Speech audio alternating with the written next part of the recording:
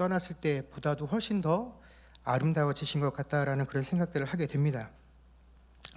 10년 만에 와보니까 다른 건 모르겠는데 사람들이 참 많이 변했더라고요. 10년 전에 저희 조카들이 꼬맹이였었는데 그 꼬맹이 조카들도 이미 다 대학생들이 되었고, 또 아마 여기 교우분들께서 오시면 저희 집 아이들도 아주 태어날 때부터 같이 봐왔기 때문에 그 아이들이 벌써 대학생이 됐다는 사실들을 보면서 세월이 흐르고 있구나 하는 것들을 우리가 느끼게 됩니다.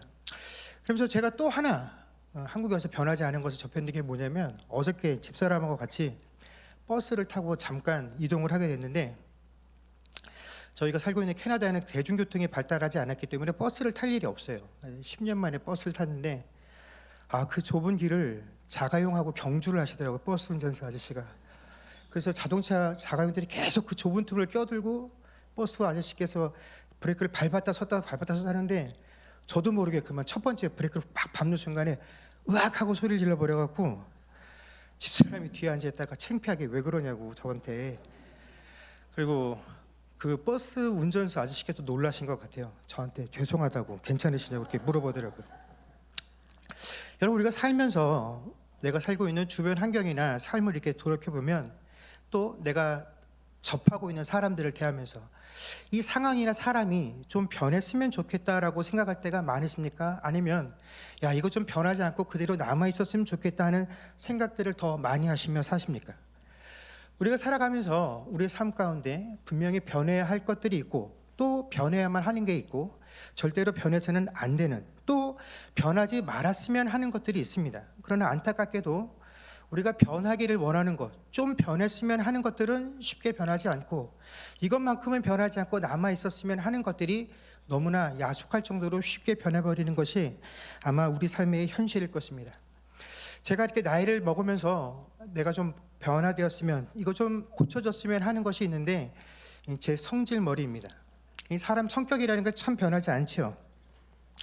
저희 집사람이 제 이 성격 때문에 저희 교회에서 함께 섬기시던 그 올라 목사님이 한 분 계셨습니다. 연배가 저희 부모님 연배가 되시는데, 이제 건강상의 문제로 일찍 은퇴를 하시고 저희 교회에 함께 섬기시던 목사님이 계셨는데, 이제 그 목사님 네 분하고 이제 저희 집이 부부가 자주 만나서 이제 얘기를 하는데, 저희 집사람이 그 목사님께 하소연을 하는 거예요. 만날 때마다 제 성격 때문에, 저 성격이 너무 급해서. 그럴 때마다 그 올로 목사님께서 항상 해주시는 말씀이 우리 정 목사가 아직 젊어서 그렇다. 제가 30대 때부터 그 목사님을 만났는데 40대가 되면 좀 성격이 바뀔 것이다 라고 위로를 해주셨습니다. 40대가 됐습니다. 제 성격이 하나도 안 변했죠. 여전히 저희 집사람이 만날 때마다 그 목사님께 제 성격에 대해서 하소연을 하면, 그때도 목사님께서 한결같은 대답을 해주십니다.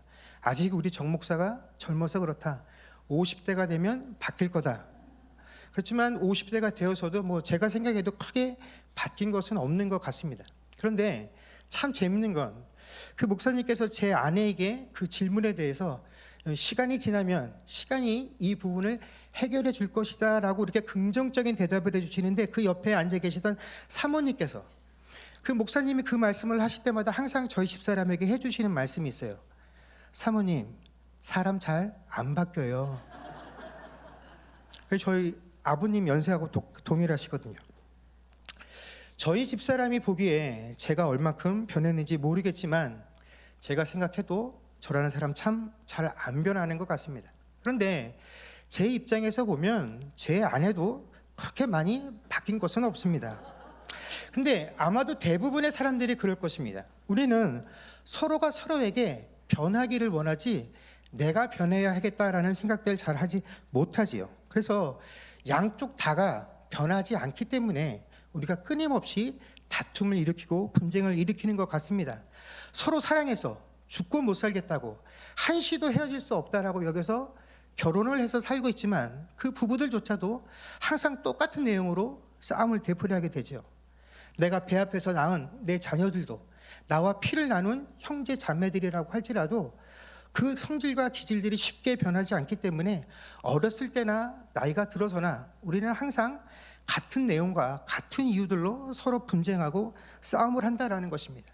이것은 하나님의 은혜를 덧입어 우리 입술로 변화되었다라고 고백하는 신자들인 우리에게도 마찬가지다라는 것입니다. 하나님께서 나를 변화시켜 주셨다라고 우리 입술로 고백하지만 우리는 여전히 내 성질과 내 기질과 내가 좋아하는 것들과 내가 싫어하는 것들을 쉽게 놓아버리지 못합니다. 주님께서 나를 변화시켜 주셨다고 고백하지만 우리 삶에서 나를 돌이켜보게 되면 변한 것이 별로 없죠. 그래서 우리 각자가 한 하나님을 믿고 한 신앙을 가지고 신앙생활을 한다고 함에도 불구하고 저마다 그 신앙생활의 모양과 색깔들이 다르게 드러난다라는 것입니다. 그래서 우리가 누군가를 대하고 어떤 상황을 대면할 때 저 사람 한결같다 혹은 저 사람은 변한 게 하나도 없다라는 이 표현이 정말로 그 사람이 한결같이 성실하고 정말 한결같이 신뢰하고 믿음직스러운 존재라는 그런 신뢰를 표현하는 것이라고 한다면 좋겠지만 제가 경험한 것처럼 저 사람 참 한결같다라는 것이 저 사람 정말 안 변해요, 사람은 정말 안 변해요 하는 이런 부정적인 의미로 사용될 때가 더 많다라고 저는 생각을 합니다. 그런데 여러분, 이렇게 한결같으신 분, 절대로 변함이 없으신 분, 대표적인 분이 누구인지 아십니까? 누구십니까? 하나님이십니다. 하나님은 절대로 변치 아니하시는 분이시죠. 자, 그렇다면 하나님이 절대로 변함이 없으시다라는 그 하나님의 속성이, 그 하나님의 특징이 과연 우리들에게는 긍정적인 의미로 와 닿습니까? 아니면 부정적인 의미로 와 닿습니까? 만약 하나님은 변함없으시다라는 그 사실이 우리들에게 부정적인 의미로 와 닿는다라고 한다면 그것은 아마도 내가 기대하고 내가 소망하고 바랬던 하나님의 모습이 정작 내 구함에 내가 원했던 대로 반응하지 못했다라는 경험들을 했기 때문에 하나님은 변함이 없으시다는 그 사실이 우리에게는 굉장히 부정적인 이미지로 다가올 수 있다라는 것입니다. 죄송합니다.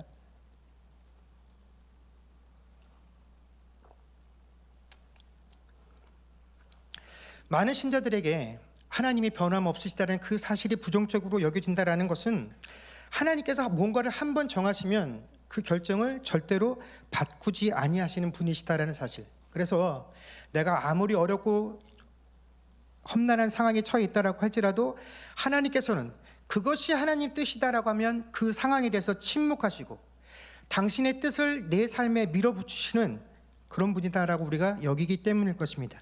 내가 아무리 하나님께 간절히 기도를 해도 하나님께서 결국 들어주지 아니하실 때 내 실패와 내 좌절을 보시며 하나님께서 침묵하고 계신다라고 여겨질 때 하나님은 정말 피도 눈물도 없으시며 바늘로 찔러도 피 한 방울 나지 않으실 분 같다라는 생각들이 든다라는 것입니다. 왜냐하면 우리가 기대하고 있는 하나님의 모습이라는 것은 마치 인간의 부모들이 자기 자식들이 부모에게 와서 이것을 해주세요라고 하면 어떤 수단과 방법을 동원해서라도 내 자식이 원하는 것만큼은 꼭 들어줘서 그래서 내 자녀가 세상에 나가서 밖에 나가서 기죽지 않게 살고 해주고 싶은 것, 그것이 부모의 마음이다라고 생각하기 때문입니다. 그래서 내 자녀가 나에게 부탁을 하고 요구를 했음에도 불구하고 그것들을 들어줄 능력이 되지 못하면 그것을 들어주지 못하는 내 처지를 놓고 그 자식들 앞에서 한탄하며 자식들에게 용서를 구하는 부모가 자식을 사랑하는 부모다라고 여기기 때문에 하나님께서 우리의 간구에 대해서 침묵하실 때 우리는 굉장히 섭섭하고 서운함을 느끼게 된다는 것입니다. 그러나 자녀들을 키워보신 모든 부모님들은 다 공감하시겠지만 어떤 부모도 자녀가 와서 해달라고 하는 대로 그것을 다 들어주지는 않습니다. 물론 처지와 형편이 못돼서 그럴 수도 있지만 무조건 내 자녀가 원한다고 해서 다 들어주지 않지요. 그러다 보니까 부모와 자녀들 사이에 원치 않는 신경들과 불화가 생기게 됩니다. 제가 3형제가 있습니다. 3남매인데 제 바로 밑에, 제가 장남이고 제 바로 밑에 여동생이 고집이 굉장히 셌습니다. 어렸을 때. 그래서 가족끼리 어떻게 시장 같은 데를 다니다가 자기 마음에 드는 물건을 발견하게 되면 무조건 그 가게 앞에 주저앉습니다. 그래서 제 동생이 일단 그 가게 앞에 혹은 좌판 앞에 이렇게 눌러 앉으면 저희 어머니가 어지간히 달래고 혼을 내도 꼼짝도 하지 않습니다. 근데 한 번은 이런 일이 있었습니다. 그 세종문화회관을 저희 가족이 함께 방문했다가 길을 걷다가 그 세종문화회관 앞에 이제 좌판들이 쭉 있었는데 또 그날도 제 동생이 그것을 보고 거기 걸터 앉았어요. 그래서 저희 식구들 모두가 저희 둘째 고집을 알기 때문에 몇 번 달래다가 전혀 움직일 기미가 보이지 않자 어머니가 나머지 가족들 손을 다 잡고 그 세종문화회관에서 교보문고 쪽으로 넘어오는, 지금도 있는지 모르겠습니다. 옛날에 그쪽이 그 지하도였거든요. 그 지하도 쪽으로 내려오셔서 그 건너오는 편으로 이렇게 가족을 데리고 데려가셔서 거기 몰래 숨었습니다. 저희 동생이 가족이 멀어지는 걸 쭉 보면서 힐끔힐끔 쳐다보죠. 그래서 가족들이 자기 시야에 남아 있을 동안에는 그 좌판에서 움직이지 않고 꼼짝 않고 앉아 있었습니다. 그러다가 자기 시야에서 저희 가족들이 그 지하도에 완전히 내려가서 안 보이고 나서 이제 저희들 생각에는 눈에 보이지 않으면 겁이 나서 쫓아오겠거니 했는데 아마 제 동생도 설마 날 버리고 우리 가족이 가겠냐 했겠죠. 그래서 한 10여 분의 시간이 흘렀는데도 꼼짝하지 않는 겁니다. 그러더니 갑자기 울음소리가 들리기 시작하죠. 그 자리에서 제 동생이 울기 시작한 겁니다. 그러니까 이제 주변에 다니시던 분들이 이제 놀래서 어린애가 혼자 울고 있으니까 이제 막 몰려들었죠. 그랬더니 그 몰려든 사람들이 왜 그러냐고, 엄마 어딨냐고 막 물어보니까 제 동생이 뭐라고 대답을 했냐면 엄마가 자기를 버리고 도망갔다고. 여기다가 이제 저희 어머니가 이제 멀리서 그 상황을 이제 애기 울음소리가 나니까 이제 올라와서 벗지 않겠습니까? 그래서 들어보니까 이제 그런 얘기가 오고 가니까 저희 어머니가 놀라셔서 이제 동생과 그 무리 쪽으로 가서 버리고 간 게 아니라 여차여차 상황이 이랬다라고 이제 설명을 하시고 이제 사람들이 다 흩어졌죠. 이제 제 동생이 막 울다가 저희 어머니가 나타나니까 울음을 뚝 그쳤어요. 그래서 어떻게 됐겠습니까? 그 다음 상황이 또 그 좌판에 주저앉아서 꼼짝하지 않는 겁니다. 엄마가 나타나니까. 그래서 제가 한번 여쭙겠습니다. 제 동생이 원하는 것을 얻었을까요? 못 얻었을까요? 예? 못 얻었습니다. 예. 제 동생이 한 고집 하는데 저희 어머님은 10고집을 하시는 분이시라서 저희 어머니가 한번 마음을 먹으면 아무것도 되지 않습니다. 나중에 그 동생이 커서 성인이 된 이후에 제가 한번 물어봤어요.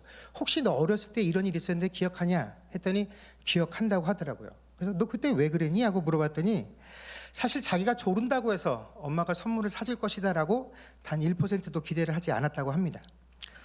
근데 정말로 서러웠던 건 뭐냐면 물건을 사준 것이 아니라 나를 거기다 두고 가면서 나를 모른 채 하고 했다라는 그 상황이 너무 서럽고 야속했다라는 것입니다.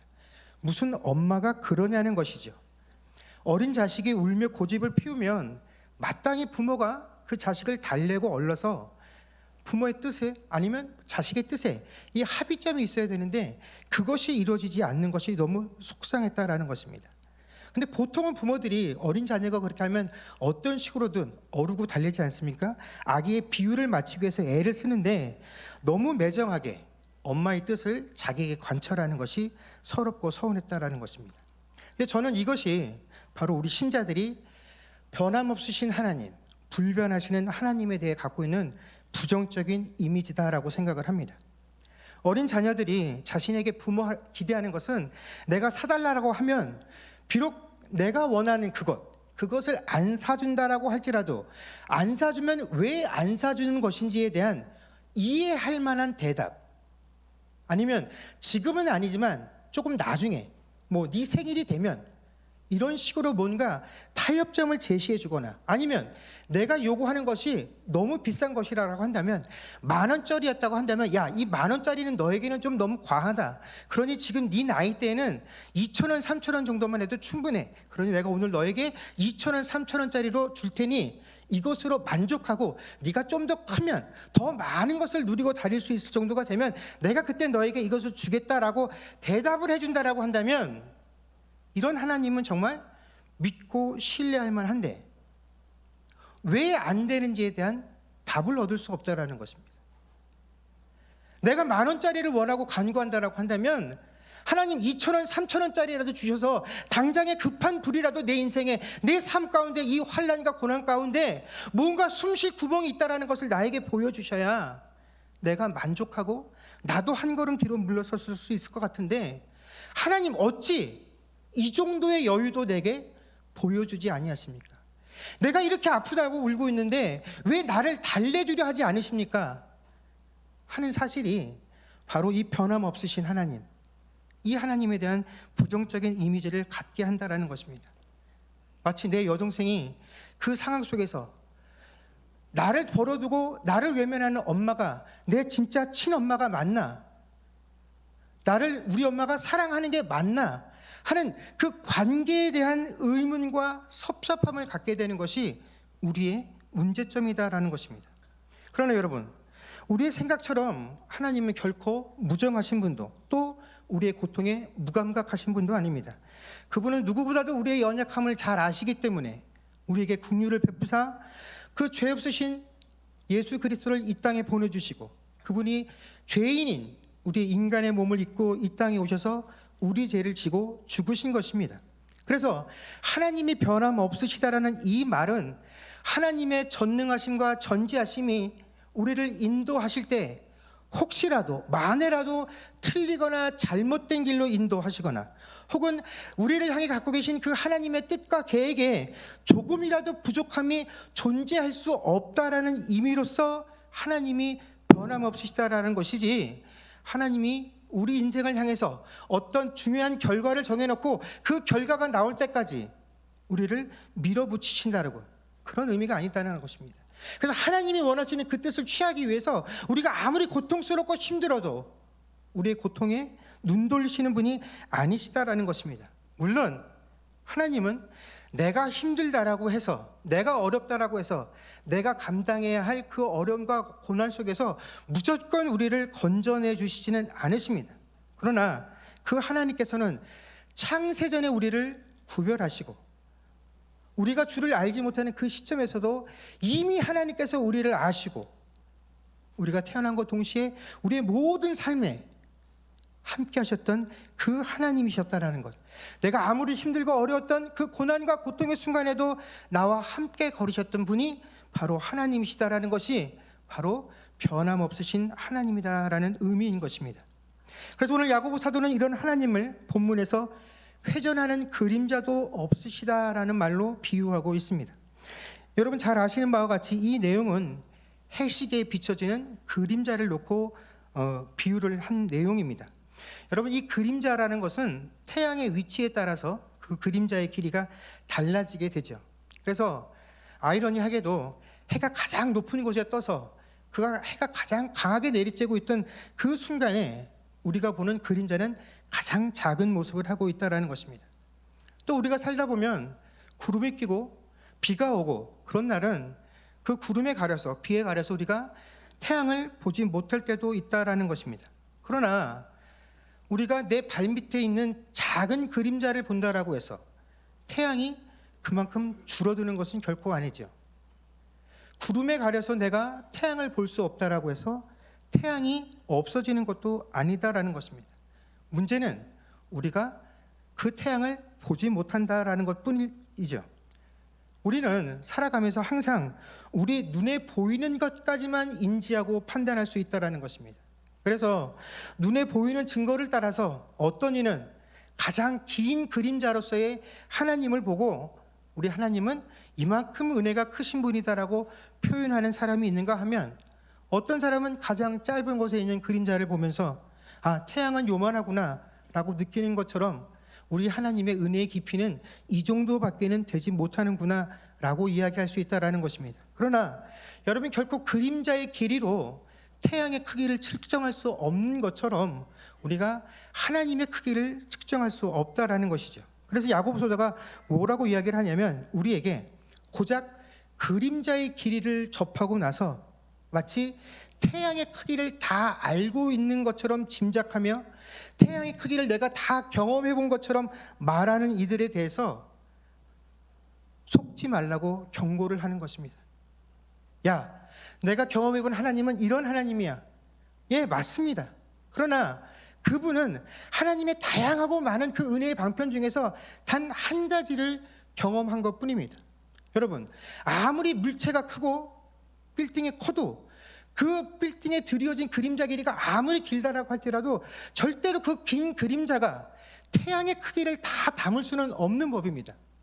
아무리 우리가 살면서 가장 긴 그림자를 내가 경험하고 보았다라고 할지라도 그것을 내세워서 내가 가장 큰 태양을 보았노라고, 태양은 이만하다라고 이야기할 수 없다라는 것입니다. 우리가 당하는 환난과 시련으로 인해서 때로는 하나님의 은혜가 짧아 보일 때도 있고, 그 은혜가 내 삶 속으로 들어오는 것이 굉장히 부족하다라고 느껴질 때도 있을 것입니다. 그러나 내가 당하는 환난과 고통 중에서 그토록 벗어나기를 간구하며 하나님 10,000원짜리가 꼭 필요합니다 라고 그럴 때 2,000원, 3,000원짜리도 허락하지 아니하시는 그 하나님을 보면서, 야, 하나님 정말 계시는가? 그 하나님이 정말 나를 사랑하시는 것은 맞는가 하는 그런 관계에 대한 의문을 갖지 말라라는 것이 바로 야고보서가 오늘 우리에게 말씀해 주고 계신 내용이다라는 것입니다. 그러면서 한편으로 야고보서는 또한 우리에게 이렇게 말씀하고 계십니다. 이 하나님의 변함없음에 관한 이야기를 하면서 그 하나님은 우리에게 온갖 좋은 은사와 온전한 선물을 주신다라고 또한 약속하고 있습니다.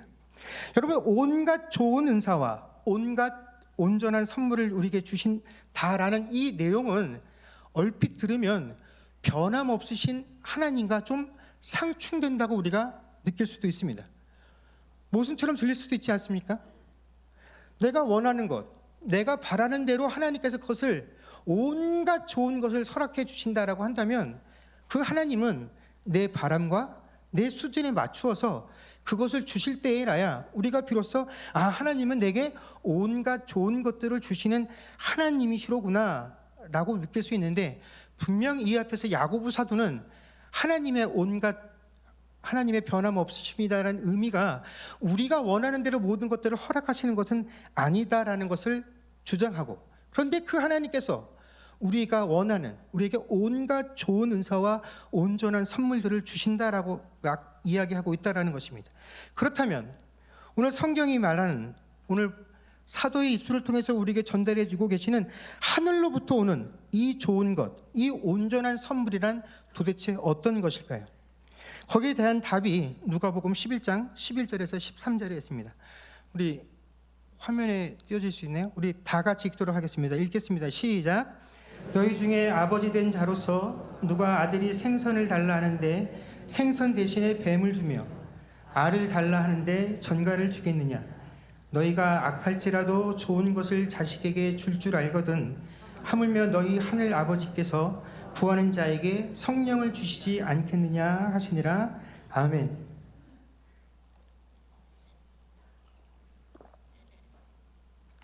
예수님께서 우리에게 약속하신 가장 큰 선물은 무엇입니까? 성령이죠.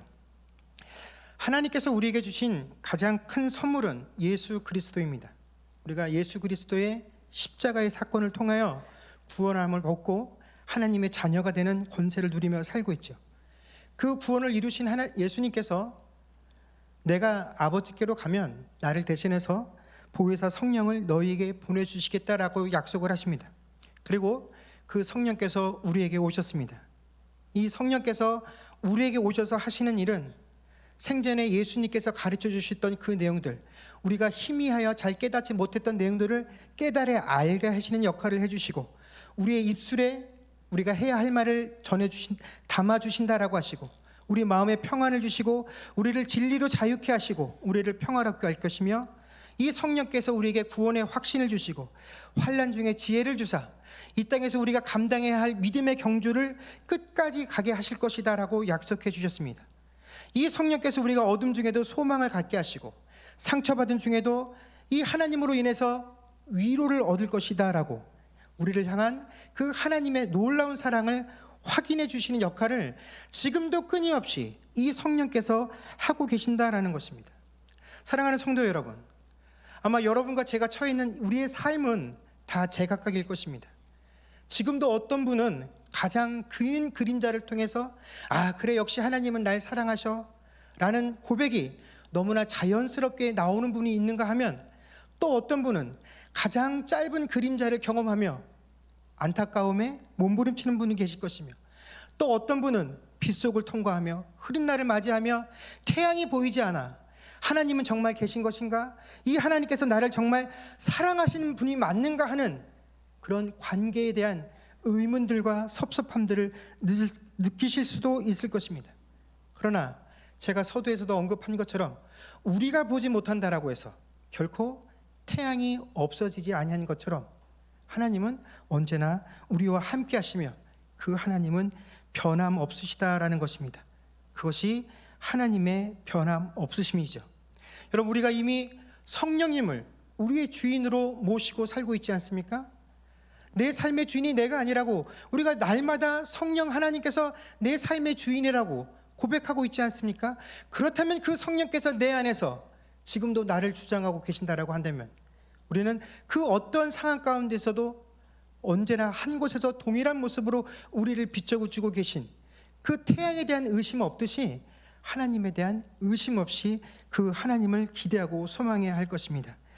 이것을 깨닫고 믿고 의지할 수 있는 것이 하나님께서 우리에게 허락하신 가장 큰 은사이며 온전한 선물일 줄로 믿습니다.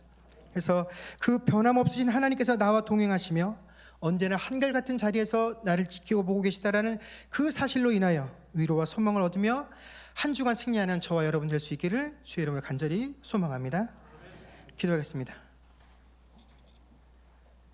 그렇습니다. 하나님, 지금도 가장 짧은 그림자 속에서 또 비오는 날씨와 흐린 날씨 속에 태양을 보지 못하며 그 태양이 없어진 것은 아닌가, 태양이 과연 존재하는가에 대한 그런 의문과 같이 내 어려움과 환난 속에서 하나님이 정말 계시는가, 하나님이 나를 정말 사랑하시는 게 맞는가 하는 그런 관계에 대한 의문들로 몸부림치고 있는 주의 백성들이 있는 줄로 압니다. 지금도 하나님의 은혜를 갈망하는 그 상황과 사건과 사람들이 있는 줄로 압니다. 하나님, 그러나 오늘 이 말씀처럼 언제나 변함없으신 그 하나님을 우리가 우리의 마음에 담고 그 사실로 인하여 승리하며 살아가는 주의 백성들 되게 하여 주옵소서. 감사드리며 우리 주 예수님 이름으로 기도드립니다. 아멘.